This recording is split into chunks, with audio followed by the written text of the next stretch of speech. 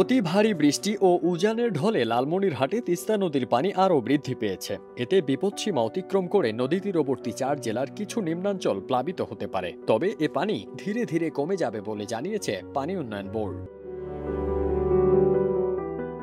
28 September সকাল 9টায় Teesta barrage এলাকার dahlia পয়েন্টে নদীটির পানি বিপৎসীমার 15 সেন্টিমিটার নিচ দিয়ে প্রবাহিত হচ্ছিল। এর আগে গত 27 সেপ্টেম্বর সন্ধ্যা 6টায় নদীটির পানি বিপৎসীমার 32 সেন্টিমিটার নিচ দিয়ে প্রবাহিত হয়। পানি বৃদ্ধির ফলে বরাবরের মতো খোলা রয়েছে ব্যারেজের 44টি জলকপাটের সবগুলো। অপরদিকে গত দুদিনের মতো আজও অব্যাহত রয়েছে টানা বৃষ্টি। এতে জনজীবন বিপর্যস্ত হয়ে পড়েছে। পানি উন্নয়ন বোর্ড জানিয়েছে, তিস্তার পানি আরও বৃদ্ধি পেয়ে বিপৎসীমা দিয়ে প্রবাহিত হয়ে লালমনিরহাট সহ নীলফামারী, রংপুর ও কুড়িগ্রামের নদী তীরবর্তী কিছু নিম্নাঞ্চল প্লাবিত হতে পারে।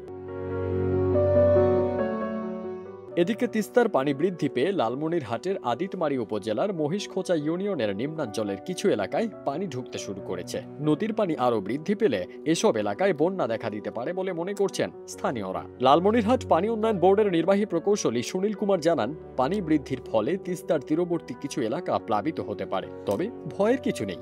আর আগামী কয়েক ঘন্টা পর তিস্তার পানি ধীরে ধীরে কমতে শুরু করবে। ফারদিন সানি, দেশ রূপান্তর।